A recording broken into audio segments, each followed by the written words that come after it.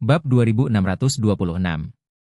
Saat berbicara, dan melanjutkan, selain itu, ketika kami datang kali ini, kami tidak bermaksud untuk merugikannya. Keluarga Su ingin kami mengetahui identitasnya, tetapi saya tidak siap untuk campur tangan dalam pertengkaran antara keluarga Su dan dia. Jadi meskipun kami menemukannya, saya tidak akan mengungkapkan identitasnya kepada keluarga Su. Mike tidak bisa menahan diri untuk bertanya, "Kakek, kami datang untuk menyelidiki musuh di belakang keluarga Su atas permintaan keluarga Su. Jika kita tidak membantu mereka, bukankah itu merupakan pelanggaran terhadap roh kontrak?" Dan memelototinya dan berkata dengan marah, "Bodoh. Pada saat kami berencana datang ke Aurous Hill, kami tidak lagi melakukan sesuatu untuk keluarga Su." Setelah berbicara, dan melanjutkan, "Tujuan saya datang ke Aurous Hill memang untuk menemukan pria besar ini, tetapi saya ingin melihat apakah kita dapat menemukan peluang dari pria besar ini. Jika tidak, jika hanya keluarga Su yang ingin berurusan dengan pria besar ini dan biarkan saya menemukannya untuk mereka, bagaimana saya bisa setuju? Biarkan aku bertarung melawan pria dalam kehidupan nyata. Bahkan jika mereka memberiku lebih banyak uang, aku tidak setuju." Segera, dan berkata lagi, "Jika kami benar-benar menemukan pria besar ini, meskipun saya tidak akan mengungkapkan situasinya kepada keluarga Su, saya pasti akan mengembalikan uang itu kepada keluarga Su yang mereka berikan kepada saya. Ketika saya kembali, saya akan memperlakukan keluarga Su sebagai setengah dari itu secara gratis." Mike berkata dengan memalukan, pelanggaran sementara kontrak juga merupakan bentuk kurangnya semangat kontrak. Jika seseorang kehilangan kredibilitas, bagaimana dia bisa mendapatkan pijakan di masyarakat di masa depan?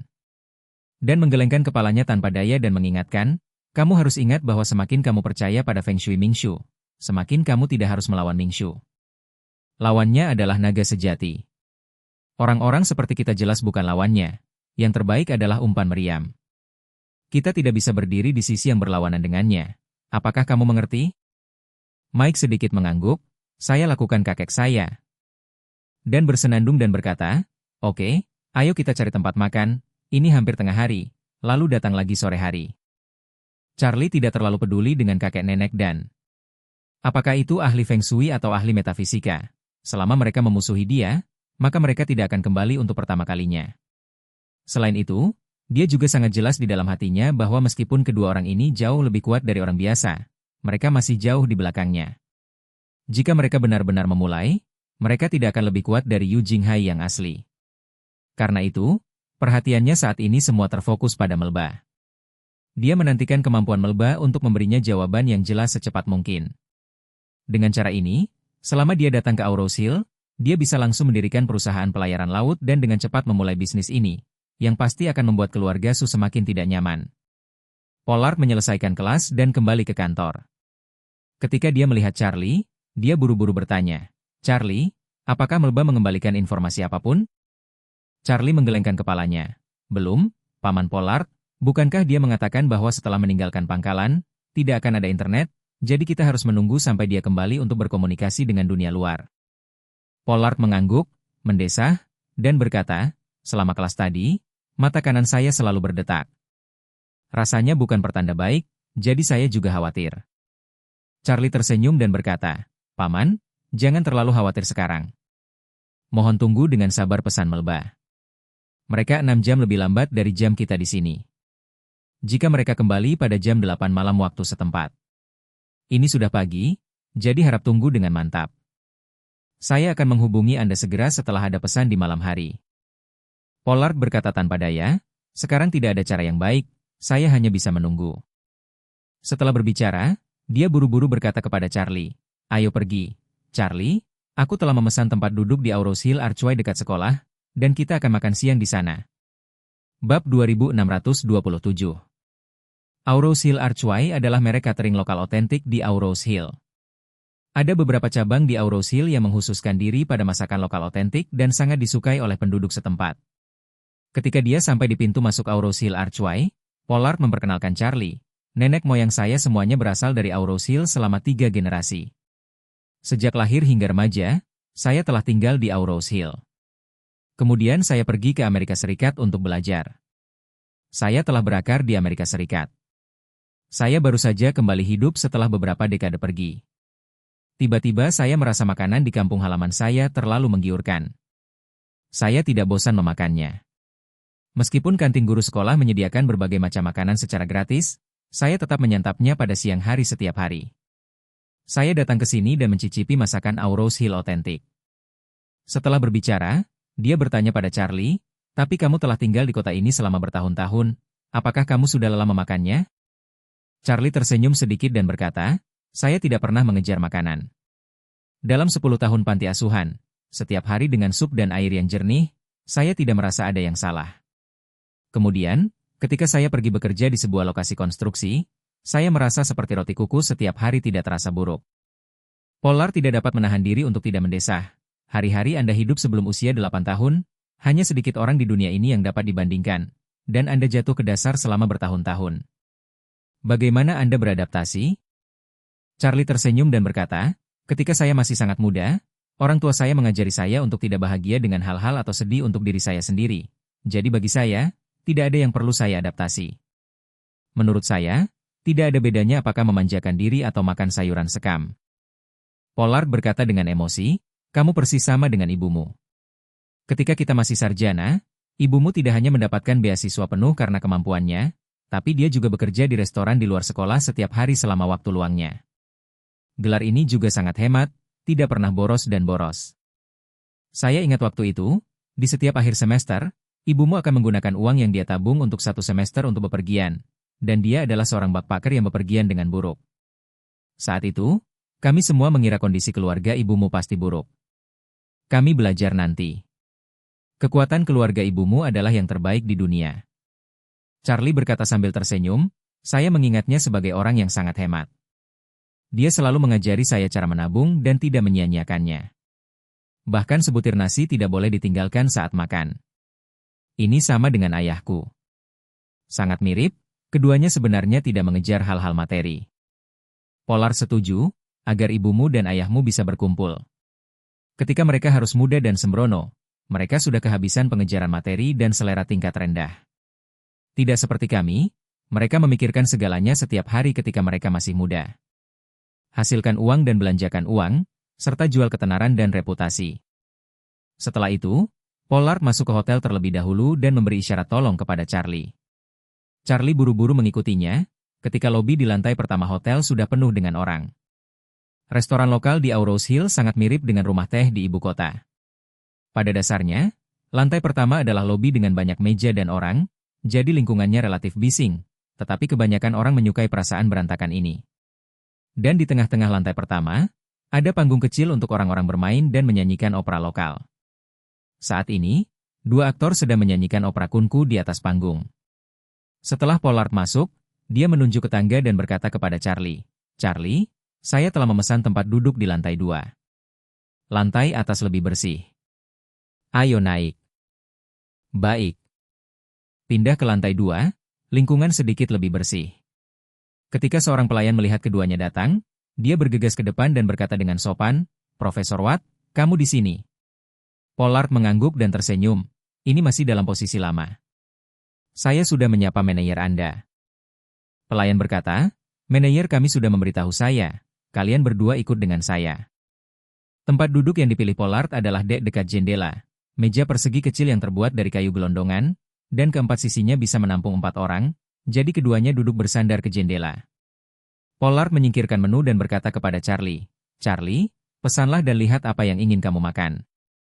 Charlie melambaikan tangannya dan berkata sambil tersenyum, Paman, lebih baik kamu memilih, dan aku akan makan apapun yang kamu pesan. Setelah berbicara, dia tiba-tiba menemukan 2 sosok yang dikenal tidak jauh dari jendela. Kedua sosok ini, satu tua dan satu muda, adalah lelaki tua dan cucu yang dilihatnya ketika dia berada di kantor Pollard. Bab 2628. Charlie sedikit terkejut di dalam hatinya, tetapi dia tidak menunjukkan petunjuk apapun, tetapi dia secara alami menutup pandangannya kembali. Saat ini, Dan dan Mike tidak tahu, orang yang mereka cari duduk tidak jauh di belakang mereka. Mereka datang lebih awal, makanan sudah siap, dan mereka sudah makan beberapa lama. Sambil makan, Mike bertanya pada Dan, Kakek, apakah kamu punya rencana awal untuk tinggal di Cina kali ini? Dan menggelengkan kepalanya dan berkata, mari kita melangkah dan bergerak lambat. Aku samar-samar berpikir bahwa datang ke Aurose Hill kali ini akan menjadi kesempatan, jadi aku tidak berencana untuk pergi sampai kesempatan itu muncul. Mike mengangguk ringan, mencoba mengatakan sesuatu, tetapi melihat lingkungan sekitar dan menahannya lagi. Saat ini, ponsel dan berdering. Dia melirik ke layar, melihat bahwa Cheng Feng sedang menelepon, dan kemudian menekan tombol jawab. Di telepon, Cheng Feng bertanya, "Paman Dan, apakah kamu sudah tahu siapa naga itu?" Dan berkata tak berdaya, "Kami baru saja tiba di Auros Hill selama beberapa jam, dan tidak bisa secepat itu." Cheng Feng bertanya lagi, "Paman Dan setelah kamu menemukannya, apakah kamu yakin akan membunuhnya?" Ekspresi Dan berubah, dan dia berkata dengan sungguh-sungguh, "Aku baru saja berjanji akan memeriksanya untukmu. Aku tidak akan melakukan apa yang kamu katakan." Cheng Feng berkata dengan cemas, "Apa gunanya investigasi itu sendiri? Itu tidak bisa diselesaikan dengan mencari tahu. Bukankah itu sama? Saya mengalami mimpi buruk tadi malam dan kehilangan semua koin tembaga sepanjang malam." Semua kata-kata itu terbalik. Kecemasan akan memaksa otak saya keluar. Jika saya tidak menyingkirkan kekhawatiran kepercayaan ini, saya tidak akan bisa tidur nyenyak di masa depan. Dan berkata dengan nada dingin, "Cheng Feng, aku hanya melakukan 3 hal dalam hidupku. Ketiga hal ini adalah mengawasi, menghitung, dan mengoreksi. Melihat dan menghitung berarti menemukan masalah, dan memperbaikinya berarti melakukan apa yang saya bisa. Cara untuk membantu Anda memperbaiki masalah yang saya temukan, ini pasti tidak termasuk hal yang baru saja Anda katakan. Jika Anda ingin menemukan seseorang untuk melakukan pelecehan semacam itu, maka Anda harus mencari orang bijak lainnya." Cheng Feng di ujung lain telepon tiba-tiba terdiam. Setelah menyentuh selama setengah menit, Cheng Feng juga berkata dengan nada dingin, "Jika ini masalahnya, maka Paman, kamu akan membantuku mencari tahu siapa naga yang lahir itu, dan kemudian memberitahuku nama dan informasi dari pihak lain. Anda tidak perlu mengkhawatirkan sisanya." Dan sedikit marah, tapi dengan cepat menahan amarah di dalam hatinya dan berkata dengan ringan, "Baiklah, jika tidak ada yang lain, saya akan menutup telepon dulu." Cheng Feng berkata dengan dingin, "Paman Dan, tolong." Ketika Dan menyelesaikan panggilan, lawan bicara Mike buru-buru bertanya, "Kakek, apa yang terjadi?" Dan menghela napas dan berkata, "Tidak nyaman untuk mengatakannya di sini. Aku akan memberitahumu nanti saat kita pergi keluar." Mike mengangguk, tidak lagi bertanya, dan menundukkan kepalanya untuk makan. Tidak jauh dari situ, Charlie, karena inderanya yang sangat tajam, telah mendengar percakapan antara Dan dan Cheng Feng. Mendengar dan memanggil Cheng Feng pihak lain, dia tahu bahwa Cheng Feng sedang menelepon. Dengan cara ini, kedua orang itu dikirim oleh Cheng Feng untuk menemukannya. Bab 2629. Apa yang membuat Charlie sedikit terkejut adalah bahwa Cheng Feng bahkan akan mencari orang Feng Shui untuk menyelidikinya. Meskipun lelaki tua itu berkata dengan samar di telepon barusan, poin-poin penting yang dia sebutkan masih memiliki arah yang sangat jelas. Misalnya, ia mengatakan hanya bertanggung jawab membaca, menghitung, dan mengoreksi. Ini adalah cara seorang ahli Feng Shui. Peran seorang ahli Feng Shui, dalam arti yang lebih besar, adalah seperti Perdana Menteri negara kuno. Dia dapat menemukan masalah dan dapat memberikan solusi untuk masalah tersebut, tetapi dia bukanlah seorang komandan militer, tidak dapat membunuh orang, atau memimpin tentara untuk berperang. Mungkin, ribuan orang akan mati karena kata-kata Perdana Menteri, tetapi tangan Perdana Menteri sendiri tidak pernah berdarah. Tentu saja, tidak semua Perdana Menteri dalam sejarah adalah orang yang jujur, jadi dalam ahli Feng Shui, secara alami ada orang yang mencari kekayaan dan membunuh nyawa. Namun, dalam pandangan Charlie, lelaki tua di depannya tampak gigih. Sikapnya itulah yang membuat Charlie memutuskan untuk menunggu dan melihat saat ini dan membiarkannya pergi. Jika tidak, dia akan memilih untuk memulai lebih dulu. Dan tidak tahu bahwa nasib naga sebenarnya yang dia cari sebenarnya ada di restoran yang sama dengannya. Karena mereka datang lebih awal dan makanan disajikan lebih awal. Ketika Charlie dan Polar pertama kali mulai menyantap makanan mereka, dia dan Mike telah melunasi tagihan, dan kakek serta cucu meninggalkan restoran bersama. Charlie tidak menaruh terlalu banyak energi pada kakek dan cucu itu tetapi terus bertanya kepada Polar tentang perbuatan ibunya saat itu. Untuk waktu yang lama, Charlie hanya memahami sisi ibunya sebagai istri dan ibu, tetapi tidak tahu seperti apa penampilan ibunya di sisi lain. Kini, melalui perkenalan Pollard, dia akhirnya bisa membuat citra ibunya dalam ingatannya menjadi lebih 3 dimensi. Setelah makan selama lebih dari 1 jam, Pollard tidak henti-hentinya berbicara tentang perbuatan ibu Charlie, Margarete, dan Charlie tidak pernah bosan mendengarkan, dan bahkan berharap untuk tidak pergi sepanjang hari, hanya duduk di sini dan mendengarkan. Suara Pollard terdengar jelas, dan itu tidak terlalu dini lagi, jadi dia minum seteguk air dan berkata kepadanya, "Oh, Apa yang terjadi pada ibumu saat itu, mungkin tidak mungkin menyelesaikannya dalam beberapa bulan. Hari ini izinkan saya memberitahu Anda sejauh ini di sini dulu. Saya masih ada kelas di sore hari, jadi saya harus kembali lebih awal. Mendengar ini, Charlie buru-buru berkata, "Oke, Paman, kalau begitu aku tidak akan mengganggu pekerjaanmu siang ini." Pollard mengangguk dan menasihati, "Situasi melba, kamu harus membantuku lebih memperhatikannya. Setelah Anda memiliki informasi apapun, jangan khawatir tentang sampai larut malam, Anda harus memberitahu saya sesegera mungkin." Mohon untuk... Charlie setuju tanpa ragu-ragu. "Paman yakinlah, saya akan memberitahu Anda segera setelah saya mendapat pesan." Pollard berkata, "Maka kamu akan bekerja keras." Ketika keduanya keluar dari hotel, Pollard bertanya pada Charlie, "Charlie, apa pengaturanmu untuk sore ini?" Charlie berkata, "Aku akan pergi ke Shangri-La untuk bertemu seseorang." Charlie berencana pergi ke Shangri-La untuk melihat Ishak. Karena Cheng Feng ingin mencari tahu dan membunuhnya, dia pasti akan memiliki keterampilan lanjutan lainnya. Dia harus berhati-hati sebelumnya. Pada saat yang sama, dia harus mencari kesempatan untuk membunuh sebelum masalah terjadi. Pemerintah daerah juga membutuhkan kerja sama Ishak. Pollard tidak banyak berpikir, dan berkata, "Kalau begitu saya akan kembali ke sekolah dulu, mari kita tetap berhubungan." "Oke, Paman." Pollard hendak pergi ketika dia tiba-tiba melihat sekilas sebuah kios peramal di pinggir jalan tidak jauh dari situ. Aurosil sendiri adalah kota kuno, dan sebagian besar orang di sini memiliki kebiasaan melihat-lihat ramalan, jadi ada banyak orang meramal di jalanan dan gang. Jika ini musim semi, cari saja jalan di kota tua, dan akan ada kios ramalan nasib setiap 10 anak tangga di pinggir jalan.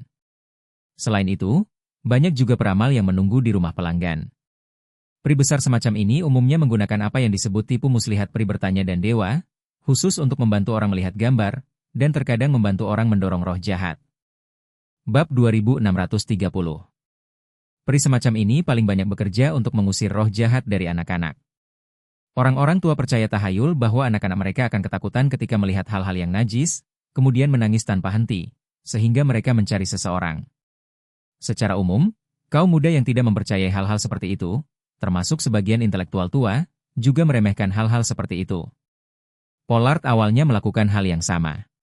Dia telah berada di luar negeri selama bertahun-tahun jika dia mengatakan bahwa dia tidak pernah membangun hal-hal tahayul. Tetapi hari ini mata kanannya terus berdetak kencang, dan putrinya mengikuti pasukan pemerintah Suriah dalam operasi militer. Dia benar-benar gelisah, jadi dia tiba-tiba pindah. 1 heksagram pikiran. Jadi, dia berkata kepada Charlie, "Charlie, jika Anda memiliki sesuatu untuk dilakukan, silakan lakukan dulu. Aku akan memeriksanya di sana." Charlie melihat bahwa arah yang dia tunjuk adalah bilik ramalan, jadi dia bertanya, "Paman, apakah kamu akan menemukan seseorang untuk melakukan perhitungan?" Pollard mengangguk dan mendesah, "Hei, sekarang saya tahu mengapa setiap orang memiliki keyakinan agama. Itu pasti pada saat mereka begitu tidak berdaya.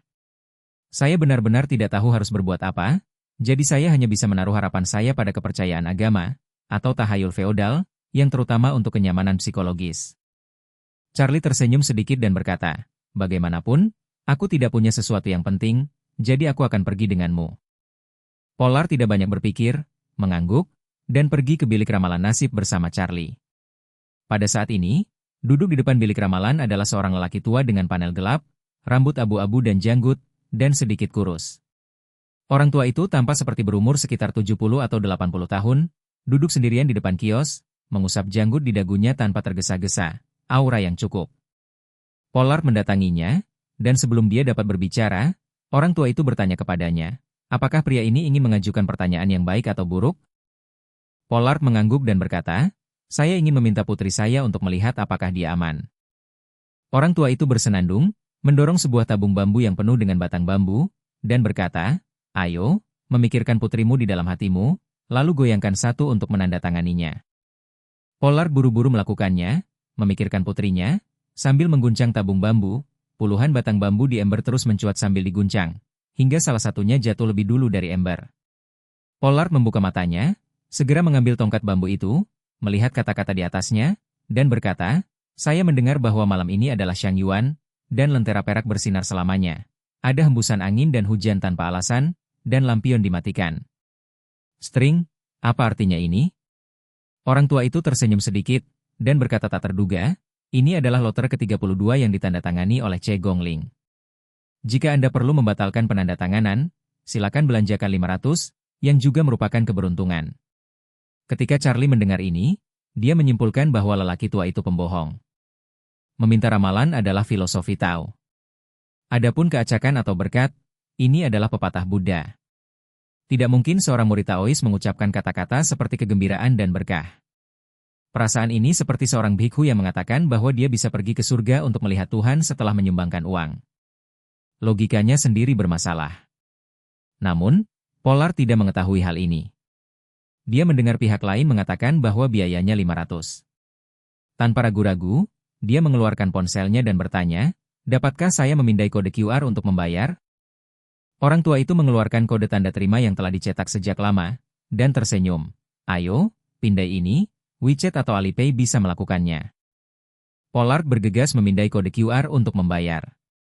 Charlie ingin menghentikannya, tetapi setelah berpikir lagi, dia seperti semut di panci panas, dan dia tidak bisa menghentikannya. Jadi dia tidak banyak bicara, hanya melihat perubahannya.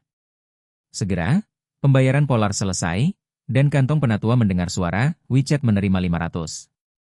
Dia tersenyum puas dan berkata, "Tanda tanganmu untuk tanda ini."